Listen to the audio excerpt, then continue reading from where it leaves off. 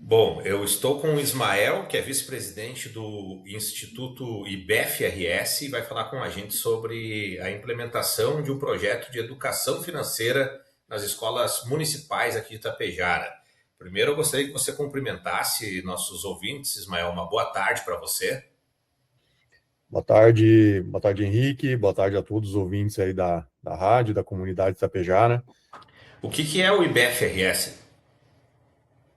Henrique, o IBEF-RS, ele é um Instituto Brasileiro de Executivos de Finanças. Ele foi criado em 1971, né? E hoje é o maior ecossistema de finanças do país, tá? Evidentemente, cada estado ele tem os seus braços, né? Então, nós representamos aqui o IBEF-RS, que é onde o projeto IBEF Contar nasceu, né? Mas o nosso objetivo e o nosso propósito é estender o projeto criado aqui, então, no braço do IBEF no Rio Grande do Sul, para todo o país. Começamos por Tapejara. E como é que aconteceu então essa parceria entre o IBEF e o município de Itapejara? Mas nós tivemos a felicidade de contar com o Rangel. Rangel Antônio é um assessor de planejamento da Prefeitura de Itapejara, e pelo nosso conhecimento de networking, que é algo que o IBEF promove com muita profundidade, né? Esse networking entre executivos, do ambiente privado. O Rangel participou conosco, nós apresentamos para ele o projeto, e ele falou: olha, eu tenho aqui um município que nós podemos implementar e conversar e apresentar o projeto a eles, né? Naquele momento, nós naturalmente nos abrimos para isso, conversamos com o time aí da Secretaria de Educação, né, com a Jaqueline, com a Cláudia, e naquele exato momento nós brincamos que passamos até a convicção que a questão pública não seria mais um problema para a implementação do projeto, né? Então foi possível ali naquela breve apresentação ver o brilho no olho de um time afim, e com vontade de fazer a coisa acontecer, que entendeu o contexto do projeto e que se abriu então para que nós pudéssemos aí construir essa jornada. Ele foi criado então para ser implementado já em escola pública. Ele tem esse objetivo, Henrique. O propósito é nós levarmos a educação financeira para alunos de sexta, sétima e oitava séries do ensino público municipal, né? Então nós temos esse perfil de cliente ideal, idealizamos esse contexto justamente pela fragilidade que nós vemos aí no ambiente educacional do Brasil, em especial no ambiente público. Infelizmente, no Brasil, nós não temos essa formação. Esperamos aí que possamos mudar isso a partir do movimento do IBF Contar. Eu acho que até nem em escolas particulares não tem muito esse tipo de formação, né? A maioria certamente não tem. A gente já começa a ver um movimento um pouco diferente nesse sentido, né? Mas ainda muito incipiente. E o nosso objetivo, até nós comentamos aqui, se o projeto, se for via IBF Contar, ou seja, se o projeto se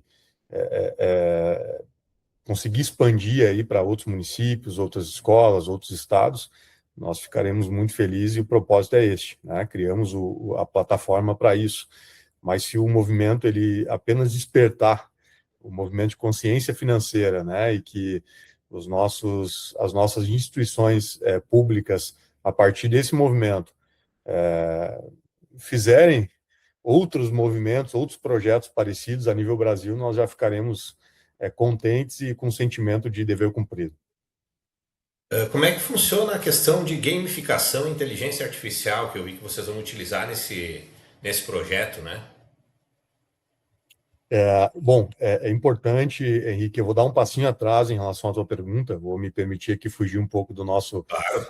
Nós não queríamos que tivesse um contexto de voluntariado, né? Ou seja, muitas vezes um profissional ou um movimento muito específico visitando uma escola, falando sobre finanças, fazendo uma palestra, ou muitas das vezes, como a gente tem inúmeros projetos nesse sentido e são louváveis, a gente apoia, né, e é importante que se faça, mas nós queríamos fazer algo um pouco diferente, nós queríamos fazer algo realmente estruturado, que pudesse receber aí muitas outras escolas, assistir muitos outros alunos, e que tivesse uma continuidade, uma consistência, né?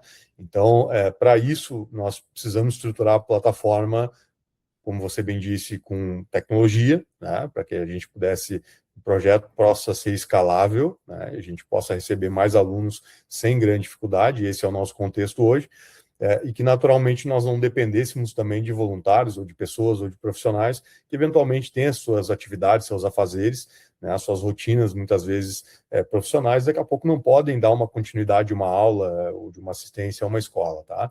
Então nós buscamos, dentro do contexto do projeto, trazer ferramentas, trazer tecnologias como inteligência artificial, né, ainda falando sobre a estruturação dele, mas para que a gente pudesse ter, então, esse tom de profissionalismo no projeto, né, e que ele possa ser um projeto consistente, com profundidade, acima de tudo, esse projeto ele pode ser pilotado pela escola, pelo professor, né, pelo município, ele não depende absolutamente nada do IBEF para que ele possa avançar, né? Naturalmente, nós temos aqui as nossas plataformas de formação do professor, então o professor será formado em educação financeira, né, no tema. A nossa trilha curricular é uma trilha também baseada nas diretrizes do Banco Central para a educação de jovens em finanças, né? Então, a partir daí, nós temos uma organização muito bem definida, detalhada, em que fica na mão da prefeitura. A gente forma o professor, ele usa a nossa tecnologia, e ele consegue repassar isso para o aluno com monitoramento também da nossa retaguarda, do nosso time, tá? Então, a gente consegue também acompanhar, eu vou falar um pouquinho depois do índice contar, né, o engajamento do aluno, o nível das aulas, a comparar aluno contra aluno, comparar município contra município, escola contra escola, para que a gente possa, então, evoluir o projeto, né? A gente costuma dizer em finanças que aquilo que não se mede não se gerencia. Então, nós também temos uma preocupação muito grande em relação a isso, por isso que nós fomos buscar muita tecnologia para aportar dentro do projeto e nos permitir ter essa visualização do andamento, tá? Em relação à gamificação, nós buscamos a Pré-Start. A Pré-Start é uma empresa especializada em jogos e, sobretudo, no aprendizado, na aprendizagem para adolescentes, tá? Então, na customização de métodos enfim, metodologias de aprendizagem, usando a gamificação, usando jogos, uma linguagem de jogos. E a gente sabe, né, Henrique, hoje em dia, o jovem, ele já praticamente cresce com o celular na mão, né? Então, a gente precisa falar a linguagem dele, já falar de finanças, que é um tema denso, né? Se nós simplesmente abrirmos uma apostila, um plano de aula e começarmos a falar sobre finanças, sem conseguir engajar e ter a atenção dele, a gente teria pouco êxito na aprendizagem do aluno, naquilo que é o propósito do IBEF Contar, né? Afinal de contas, hoje nós temos aí 50% dos alunos de 9 anos, eles não realizam operações matemáticas básicas, né? Nós temos um país aí, o Brasil, entre os piores do mundo, abaixo da média da OCDE, inclusive, em letramento financeiro, e mais de 65% dos brasileiros relatam ansiedade, estresse causado por problemas financeiros. Quer dizer, isso vem de cedo, né? Não é algo que na base nós não conseguimos formar. E a gamificação, ela vem para isso, vem para que a gente possa aplicar a metodologia, aplicar a educação financeira, mas trazendo o aluno para dentro da história. Então, para te dar um exemplo, ele é um participante da história. A própria apostila que ele vai receber, e essa é uma preocupação que nós temos, você falou de tecnologia, nós nos preocupamos também com o analógico, né? E o analógico, ele vem de uma apostila personalizada do aluno. Nenhuma apostila é igual à do outro aluno.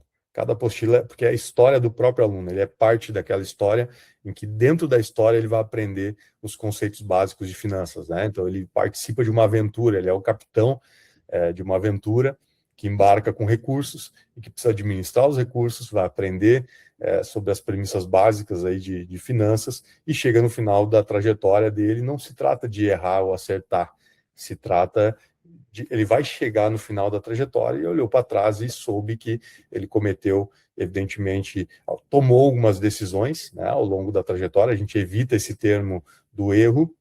Ele tomou decisões que fizeram com que ele chegasse a uma determinada condição ao fim da história. E essa é uma preocupação nossa, Henrique, também, né, desde o início. Não basta a gente impactar o aluno, nós precisamos impactar as famílias, né? Então, nós queremos que ele leve para casa essa história e que os pais participem com ele dessa história. O que me deixou entusiasmado com esse projeto foi justamente isso, né? Eu comecei já a imaginar ele lá para frente, levando a educação financeira, o aluno, no caso, o filho, levando para o pai, né? Porque é uma coisa geracional, né? A minha geração não teve educação financeira e meio que foi autodidata, e a geração anterior também. Então agora a gente tem essa consciência e está na hora de agir, né? A gente tem condições de ensinar a próxima geração para que essa educação se espalhe e, quem sabe, mude a vida de muitas famílias, né? Hoje o brasileiro está endividado e muitas vezes é por falta de educação financeira, né? Nós temos hoje alguns problemas, né? O primeiro deles, 79,5% das famílias brasileiras estão endividadas, né? E é como tu bem disse, um outro problema que nos preocupa muito é que 30% dos jovens entre 16 a 24 anos já apostaram em bets. Mas a gente precisa educar.